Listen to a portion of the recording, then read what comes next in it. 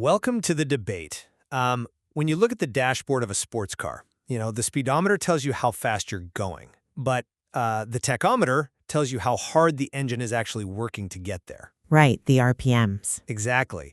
And in cycling, we've essentially only been staring at the speedometer. We rely on power meters to tell us what the bike is doing. So today, we're asking a pretty fundamental question. Does directly measuring local muscle force provide a critical performance advantage over traditional output metrics? Like power meters and heart rate monitors. Yeah, we're exploring this through MuscleSync, which is a wearable device that brings lab-grade biomechanics out onto the road. I'll be arguing that this direct muscle measurement is a necessary paradigm shift for efficiency. Well, that's a clever way to look at it. But unlike a car engine, the human body is a highly integrated self-regulating system. I maintain that external mechanical output, the actual watts you produce on the pedal, remains the most definitive, actionable performance metric we have. The problem is that current training tools rely on indirect, lagging metrics. A power meter measures what the bike feels, not what your body is doing. It measures the actual work being done. Sure, but the data from MuscleSync shows these traditional devices can obscure up to a 10% loss in efficiency. Like, you might be putting out 300 watts to the pedal, but your muscles are burning the biological equivalent of 330 watts just to hold that pace. Oh, wow. Yeah, and heart rate is too generalized, It fluctuates based on sleep, temperature, caffeine.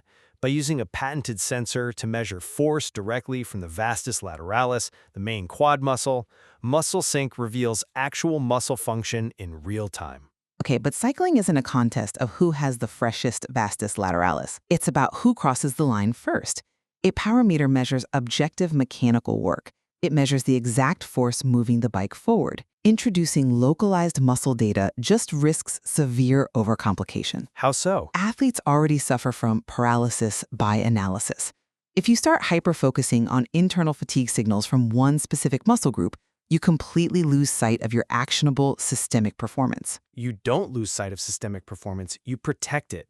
MuscleSync detects neuromuscular fatigue before your performance actually drops. Before the watts drop, right? It uses real-time haptic feedback to tell a rider exactly when to push or ease off. You get categorized into 3 clear states: fresh legs, riding smart, or getting tired. You literally feel a specific vibration pattern on your thigh. And you instantly know your muscle state without even glancing down at your head unit. MuscleSync stops that cascading failure before it starts. Knowing precisely when a specific muscle is fatiguing before mechanical failure occurs is the ultimate tool. It gives riders unprecedented personalized load management and injury prevention that, frankly, heart rate and watts simply cannot provide on their own. Look, I will concede that the tachometer provides fascinating internal biomechanical insights.